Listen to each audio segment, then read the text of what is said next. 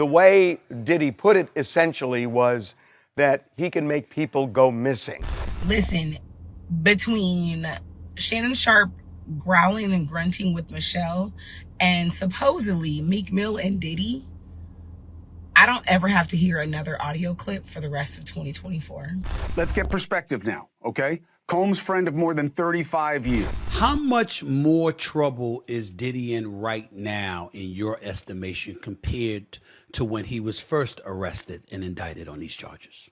I think from the outside looking in, it appears like it's gotten worse. From the prosecutor's perspective, I think it's largely the same. Once an NFL star and now a top sports commentator, Shannon Sharpe finds himself unexpectedly linked to the growing legal storm surrounding music mogul Sean Diddy Combs, marking one of the most controversial celebrity crossovers in recent memory. Sean is rough, he hits women, and you do what he says or he will punish you, and that's why Cassie and others were not willing participants at the freak-offs. Dawn was testifying about a couple of really interesting things. She talked about a guy named One Stop, who was the guy who supplied Diddy with lots of drugs, ketamine, cocaine, Molly, weed. And Diddy would get a Louis Vuitton bag, one of those bags, a toiletry bag, and he would put the drugs in there, take it all around the world. And then she was asked, well, did you ever see Diddy pay One Stop money? She said yes. But on cross-examination, they said, you told the government you never saw Diddy pay money to One Stop. And she said, look, you know, I don't remember that. And it's true, witnesses sometimes don't remember. That's an important part for prosecutors because it goes to racketeering. She also mentioned guns. She said she has seen Diddy carrying guns around his waist. But then she was asked, did you ever see him brandish a gun? She said no. Did you ever see him shoot a gun? She said no.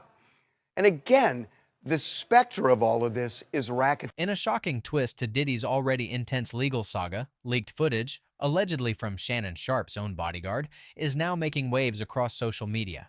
The video appears to show Sharpe attending one of Diddy's now notorious private parties. But it's far from a casual appearance. Some viewers believe the footage hints at Sharpe being present during ritualistic or highly inappropriate activities. This revelation is sparking serious concern and speculation.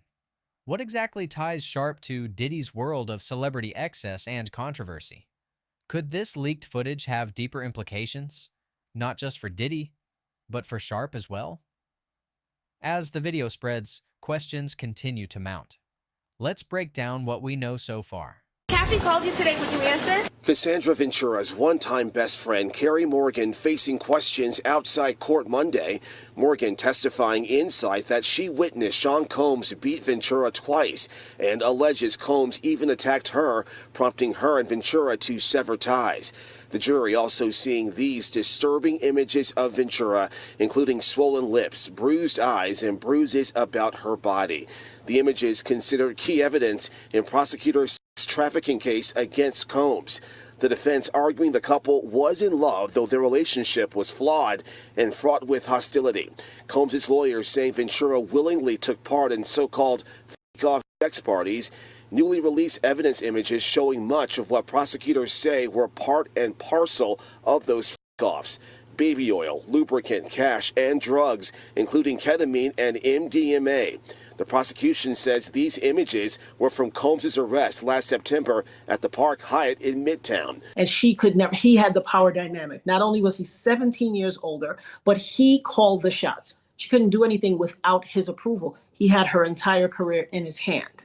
Yeah, I mean, there's also all these arguments that, well, why didn't she leave? She did. We have evidence of her attempting to leave on multiple occasions, right?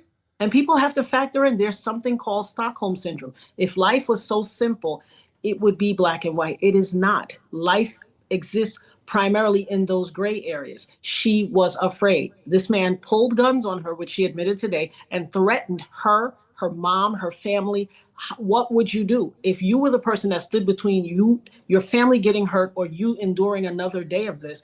How many of us would not sacrifice ourselves for the betterment of our family? People do it every day. But in this situation, because he was wealthy and they saw her living what appeared to be a glamorous life, people are judging her improperly. The video that ignited this media firestorm allegedly originates from someone close to Shannon Sharpe, his own bodyguard. According to early reports, the bodyguard either leaked or helped leak a short but visually disturbing clip. In the footage, Sharpe is seen at what appears to be a dimly lit, highly exclusive gathering at one of Diddy's properties. Those familiar with Diddy's parties describe them as extravagant, secretive affairs that often surpass anything seen in the public eye. Sharpe's bodyguard just dropped a whole bomb on everybody. He came out and tweeted, "F that NDA. Shannon met that girl when she was 17 at a damn Diddy." To say that he committed racketeering, conspiracy, and sex trafficking. Now, prostitution across state lines is an easier charge to prove. And Combs' former assistant, David James, is set to resume his testimony today after recounting just yesterday that Ventura told him that she could not leave Combs because he oversees so much of her life. James also saying, too, that Combs told him that he found Cassandra Ventura to be, quote, gonna walk. Somebody got to take the L for this year. Is it gonna be Diddy? Is it gonna be Dirk? Is it gonna be Shannon Sharpe?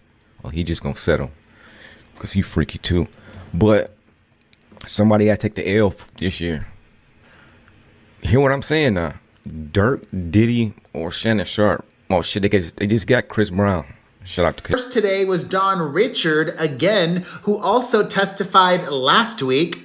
She is a former protege of Diddy and a member of his girl group, Danity Kane. Dawn testified that she saw Diddy frequently, violently attack his ex-girlfriend, Cassie. Dawn says he would punch her, choke her, drag her, slap her in the mouth. I saw him kick her, punch her in the stomach.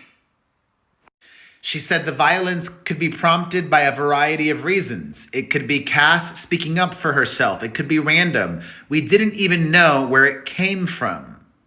Dawn told the jury that she saw members of Combs' security staff also witness him be violent towards Cassie.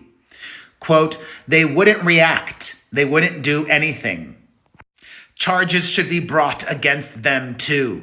You know, Carrie testified that she was her best friend and told her, you need to get out of this relationship. You need to leave. And she said, I can't. He controls my career, my apartment, my car, everything. And I cannot leave. That ties everything together so far for the government. It brings her to the point where she can't get out. She's stuck in this relationship, and it ties, so it brings into everything in that the government needed and ties that all together with the trafficking. So it's what the government needed to tie their case together. Discuss the J-Lo of it all, because it is relevant. Cassie even mentioned holding an arm for him to go into a club, which is the same thing everyone suspected J-Lo had to do. Their initial contact was in regards to a employee-employer relationship. He converted.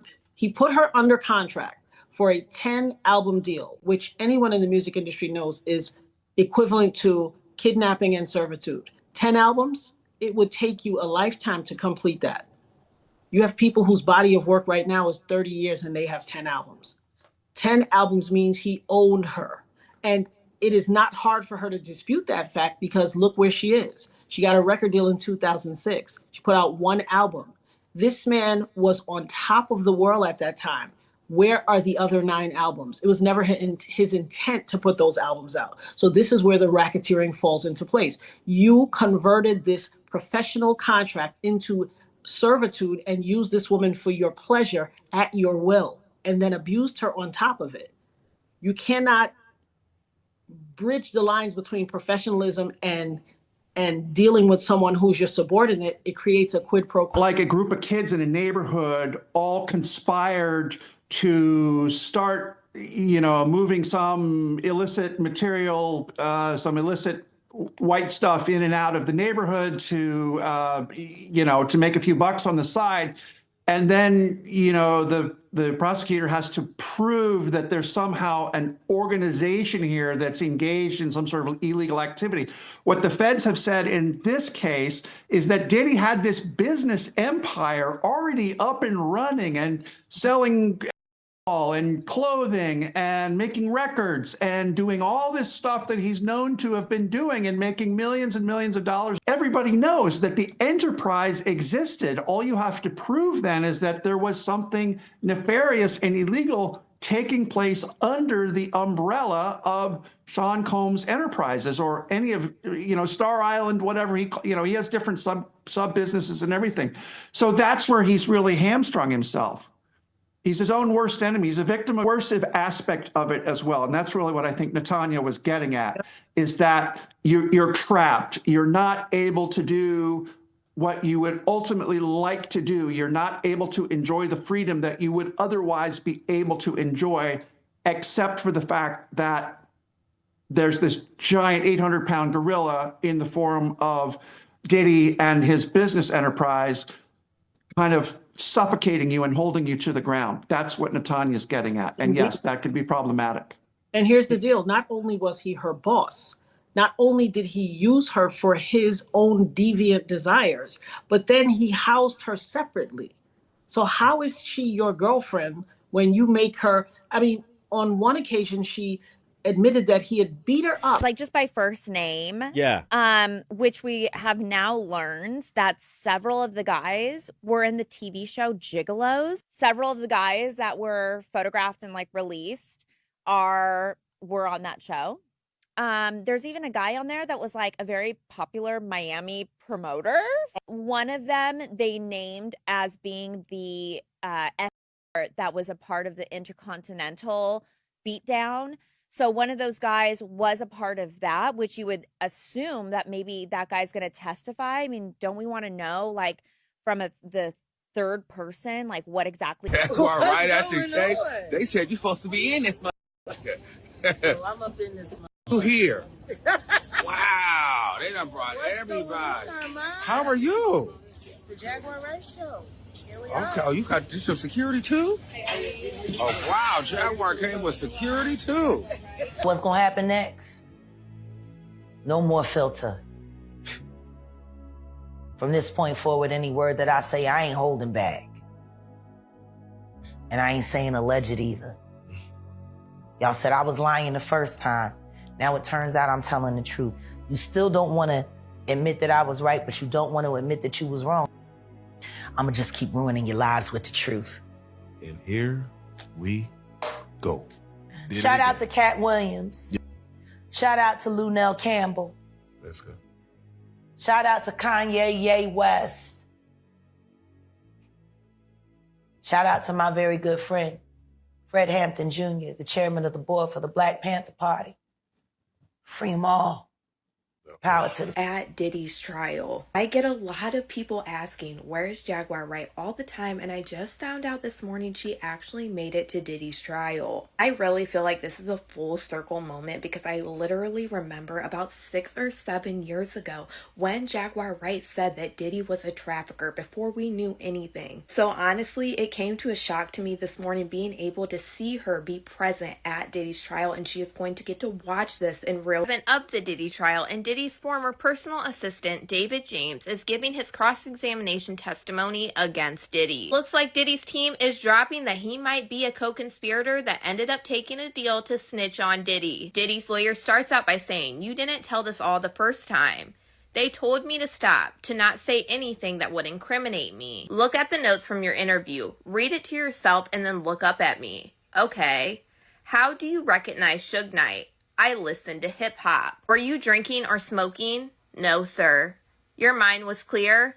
As clear as it could be, working 20 hours a week at 4 a.m. D-Rock opens the door. Suge Knight is a few cars over. Window open. D-Rock says, I'm Biggie's boy, and then Suge recognizes him and gives him a dab. What's a dab? A handshake. I love mundane questions. Where did you travel with Mr. Combs? Ibiza, London, St. Tropez? Were these vacations business oriented? What were you hired as? A personal liaison, but I was the personal assistant. He met with a high-level roster of people, right? Second understatement of the day. He met with a who's who. It's important that he be prepared for these meetings, right? Yes. It was important that he be on time.